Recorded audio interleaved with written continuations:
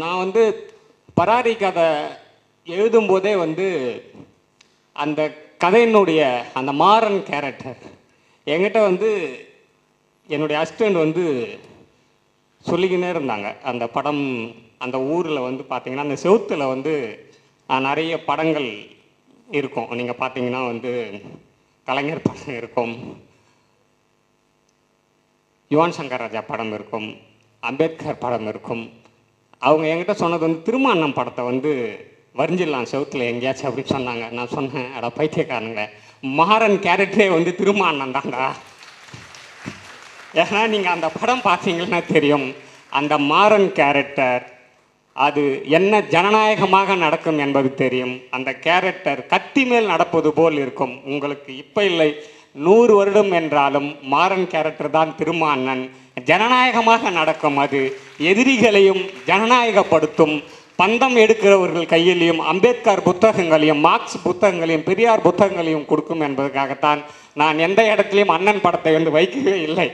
ஏன்னா இது வந்து ஒரு பிரச்சார படமாக மாறிடக்கூடாதுன்றதுல வந்து நான் ரொம்ப வந்து தெளிவாக இருந்தேன். ஏன்னா இங்கே இருக்கிற நீங்கள் பார்த்தீங்கன்னா நீங்கள் வந்து இவங்க வந்து காலங்காலமாக இவங்க ஒரு கட்டமைப்பை இவங்க வந்து உருவாக்கி வச்சுருக்கிறாங்க. நீங்கள் அந்த படத்தில் பார்த்தீங்கன்னா அது வந்து என்னுடைய சொந்த ஊரில் நடந்த கதை தான்.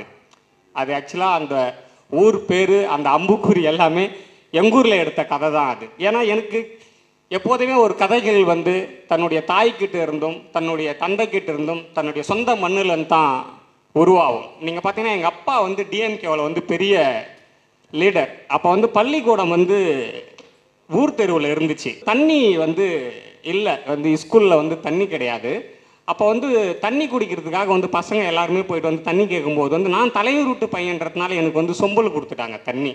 ஏன்னா எனக்கு வந்து சொம்பலை கொடுக்கலாம், நான் போய் எங்கள் வீட்டில் சொன்னேன்னா அடுத்த நாள் தண்ணி வந்து கட் பண்ணிடுவாங்க. ஆனால் மற்ற மாணவர்கள் குடிக்கும்போது அவங்க வந்து கையில் வாங்கி கொடுத்த உடனே நான் 4வது படிக்கும்போதே எனக்கு வந்து அது மிகப்பெரிய ஒரு அதிர்ச்சியாக இருந்தது. நான் அடுத்த நாள் நான் பள்ளிக்கூடமே போகவில்லை. எங்கள் அப்பாவிடம் சொல்லி நம் மக்களுக்காக தனியாக ஒரு ஸ்கூல் கட்டினா தான் நான் பள்ளிக்கூடம் போவேன் என்று சொல்லி அந்த ராஜாபாளையத்தில் தனியாக ஒரு பள்ளிக்கூடம் கட்டினார்கள். ஏனென்றால் நான் இதை ஏன் சொல்கிறேன் என்றால், என்னுடைய மண்ணில் இருந்து தான் நான் என்ன பேச வேண்டும் என்பதை நான் முடிவு செய்கிறேன். பராரியை பொறுத்த அளவுக்கு நீங்கள் பார்த்தீங்கன்னா தயவுசெய்து பார்க்காதவங்களாம் ஆஹா ஓடிடியில் பாருங்கள். அது வடதமிழ்நாட்டினுடைய மிக முக்கியமான 2 சமூகங்களை பற்றின கதை. 2 சமூகமும் மெஜாரிட்டி சமூகமும் ஒரே குலசாமியை கும்பிட்றவங்க வந்து வடதமிழ்நாட்டில் மட்டும்தான் இருக்கிறார்கள்.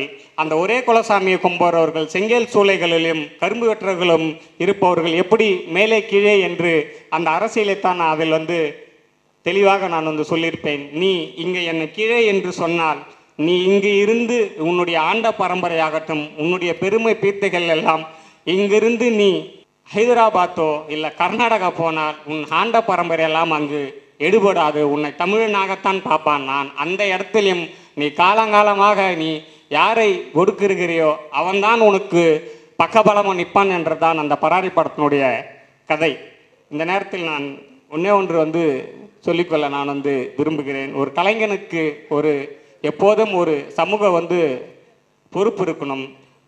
இந்த பராரி படம் எழுதும்போதே வந்து எங்கள் இயக்குனர் என்னிடம் வந்து தெளிவாக சொன்னது என்னென்றால், நீங்கள் என்ன கதை எழுதுகிறீர்களோ அதையே நீங்கள் எடுங்கள் அப்படி என்று சொன்னார். ஏனென்றால் நான் இதுவரைக்கும் தமிழ் சினிமாவில் மாட்டுக்கறியை அவ்வளோ அழகாக காட்டினது யாரும் கிடையாது. நான் தான் பராரி படத்தில் அவ்வளோ அழகாக காட்டினேன். அதேமாதிரி வந்து சென்சார் போர்டு வந்து எப்போதுமே ஒரு படத்துக்கு வந்து மிகப்பெரிய பிரச்சனை பண்ணுவாங்க. ஆனால் சென்சார் போர்டு அதிகாரிகளும் வந்து உங்கள் அரசியலையும் உங்கள் வாழ்வியலையும் எந்த விதத்தில் நாங்கள் சிதைக்க மாட்டோம் என்று சொல்லி பராரினுடைய அரசியலை சென்சார் போர்டும் புரிஞ்சுக்கிச்சின்னு சொல்லி எப்போதுமே அருந்ததி ராய் தான் ஒன்று சொல்வார்கள், நீங்கள் ஒரு கவிதை எழுதினாலோ ஒரு நாவல் எழுதினாலோ ஒரு சிறுகதை எழுதினாலோ உங்கள் மனச்சாட்சியை போட்டு அது வந்து கேள்வி கேட்கும் என்று. அப்படி உங்களை கேள்வி கேட்கவில்லை என்றால் அந்த படைப்பை குப்பை தொட்டியில் தூக்கி போடுங்கள் என்று தான் அவர்கள் சொல்வார்கள். அதேமாரி அடுத்து அடுத்து எடுக்க படங்களிலும் நீங்கள் பார்லிமெண்ட்டில் அம்பேத்கர் அம்பேத்கர் அம்பேத்கர் என்று சொன்னால் நீங்கள் கேள்வி கேட்டால் தொடர்ந்து எங்கள் படங்களில் அம்பேத்கர் அம்பேத்கரை தான் வைப்போம் என்று சொல்லி இந்த வாய்ப்புக்கு நன்றி கூறி யாழநாதி அவர்களுக்கும் விடுதலை கலை இலக்கிய பேரவை அவர்களுக்கும் நன்றி கூறி விடைபெறுகிறேன். நன்றி, வணக்கம்.